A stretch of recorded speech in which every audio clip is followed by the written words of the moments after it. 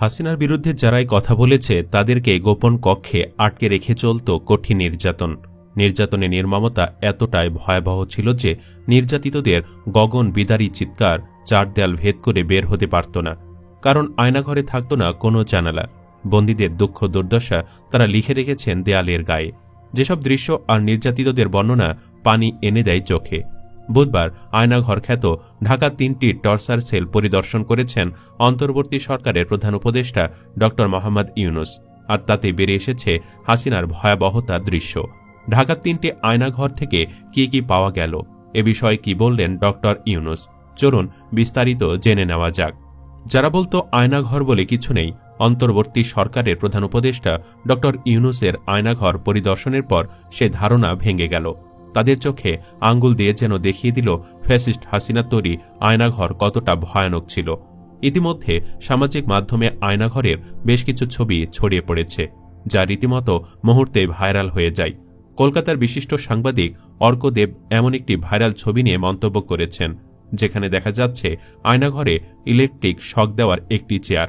এটি নিয়ে এই সাংবাদিক লিখেছেন, হাসিনার ইলেকট্রিক শক দেওয়া চেয়ার, এই চেয়ারটা দেখে রাখা জরুরি।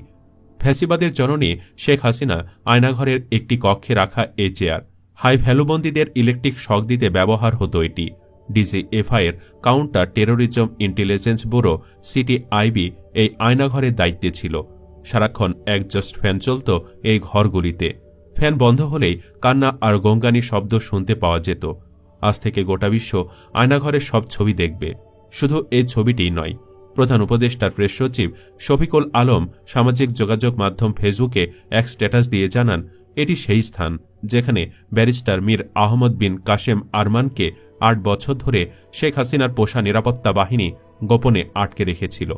আজ তিনি ঢাকায় আয়নাঘর পরিদর্শনকালে প্রধান উপদেষ্টা অধ্যাপক মোহাম্মদ ইউনূসের কাছে তার অগ্নি পরীক্ষার লোমহর্ষক কথা বর্ণনা করেন। এছাড়াও আয়নাঘরের অসংখ্য ছবি সামাজিক মাধ্যমে ছড়িয়ে পড়তেই হুমড়ি খেয়ে পড়েছে নেটিজেনরা। ফ্যাসিস্ট হাসিনা কতটা ভয়ানক ছিল তার প্রমাণ এই আয়নাঘর, এমনটি মনে করেন সোশ্যাল মিডিয়া ব্যবহারকারীরা। অনেকেই মানুষ হত্যাকারী খুনি হাসিনার বিচার দাবি করেন। ফারজানা তাসনিম নামের একজন ফেসবুকে লিখেছেন, স্বৈরাচারের দালালরা তো বলেছিল এদেশে আয়নাঘর বলে কিছু নেই, আজ তো সব সামনে চলে এলো। হাসিনা কতটা বহুরূপী ছিল তারও প্রমাণ হলো। মানুষকে এভাবে এতটা কষ্ট দিয়েও বন্দী করে রাখা যায়? ফ্যাসিস্ট হাসিনার বিচার চাই।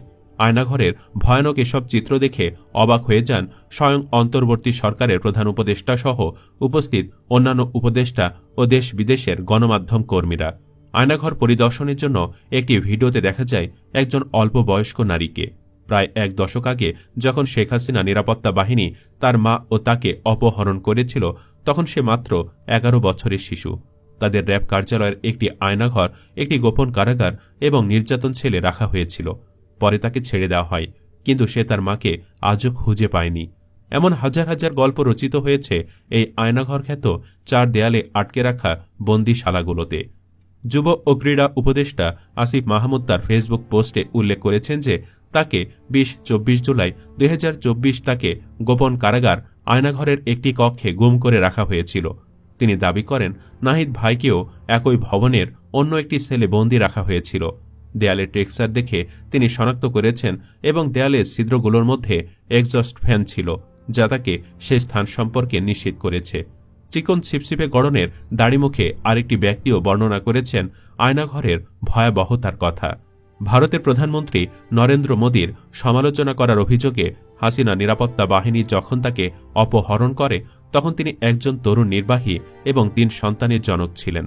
তাকে ঢাকার র্যাব সদর দফতরের আয়নাঘরে রাখা হয়েছিল। তিনি জীবিত ফিরে এসেছিলেন, কিন্তু অনেকেই পারেননি।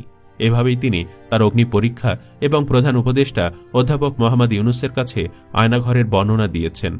অন্তর্বর্তীকালীন সরকারের প্রধান উপদেষ্টা অধ্যাপক ড মোহাম্মদ ইউনূস বলেছেন, আয়নাঘর সারা বাংলাদেশ জুড়ে আছে, যার সংখ্যাও নিরূপণ করা যায়নি। ১২ ফেব্রুয়ারি অন্তর্বর্তীকালীন সরকারের প্রধান উপদেষ্টা অধ্যাপক ড মোহাম্মদ ইউনূস দেশে বিদেশে গণমাধ্যম কর্মী ও ভুক্তভোগীদের নিয়ে আয়নাঘর পরিদর্শন শেষে এ কথা বলেন। ড মোহাম্মদ ইউনূস বলেন, এরকম ইন্টারোগেশন সেল, টর্চার সেল সারা বাংলাদেশ জুড়ে আছে। সেগুলো শুনলাম আজকে। আমার ধারণা ছিল যে এখানে আয়নাঘর বলতে যে কয়েকটা আছে তাই, কিন্তু এখন শুনলাম আয়নাঘরের ভার্সন সারা দেশ জুড়ে আছে। কেউ বলছে 700, কেউ বলছে 800।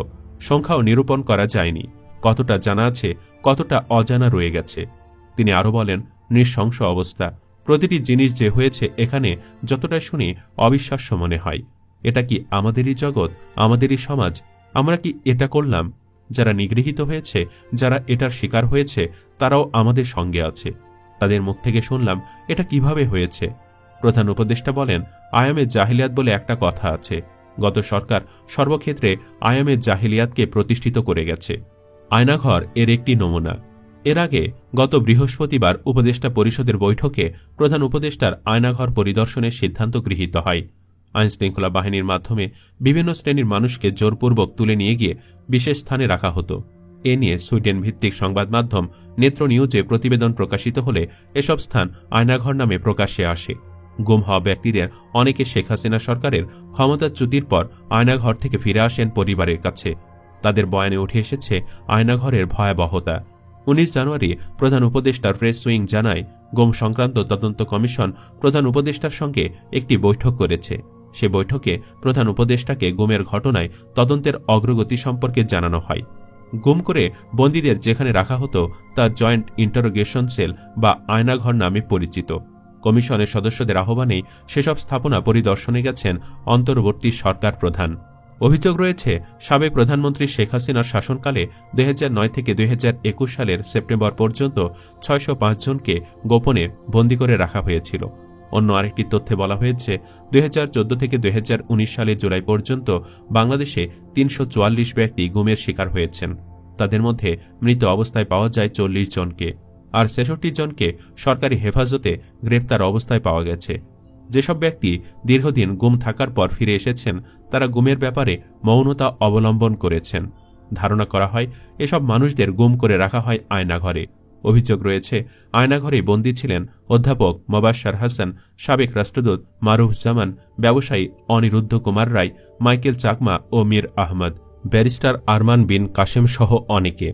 আজ প্রধান উপদেষ্টার আয়নাঘর পরিদর্শনের সময় সেখানে উপস্থিত ছিলেন আরমান। তার কয়েকটি ছবি পোস্ট করে সামাজিক যোগাযোগ মাধ্যমে লেখক ফাহাম আব্দুস সালাম বলেছেন, বীর সন্তানদের সাধারণ মানুষদের কাছে পৌঁছে দিতে আরমানকে নিয়ে পাঠ্যপুস্তকে গল্প লেখা হোক। এদিকে স্বরাষ্ট্র ও কৃষি মন্ত্রণালয়ের উপদেষ্টা লেফটেন্যান্ট জেনারেল মোহাম্মদ জাহাঙ্গীর আলম চৌধুরী বলেছেন, মানবিক ও পরিবেশের দিকে খেয়াল রেখে আইনশৃঙ্খলা পরিচালনার ক্ষেত্রে সবাই সহযোগিতাপূর্ণ আচরণ করবেন। কেউ যাতে আইন নিজের হাতে তুলে না নেন সেদিকে সজাগ থাকতে হবে। নতুন কোনো আয়নাঘর যাতে সৃষ্টি না হয় সে বিষয়ে সতর্ক থাকতে হবে। সুপ্রিয় দর্শক, ডিজিএফআই, র্যাব সহ যারা আয়নাঘর পরিচালনার দায়িত্বে ছিলেন, আপনি কি চান তাদেরকে যেন অতি দ্রুত গ্রেফতার করা হয়? কমেন্ট বক্সে ইয়েস বা নো লিখে জানিয়ে দিন আপনার মতামত। ভিডিও ভালো লাগলে লাইক দিন এবং শেয়ার করে সবাইকে দেখার সুযোগ করে দিন। চ্যানেলটি এখনও সাবস্ক্রাইব করে না থাকলে সাবস্ক্রাইব করুন। ধন্যবাদ।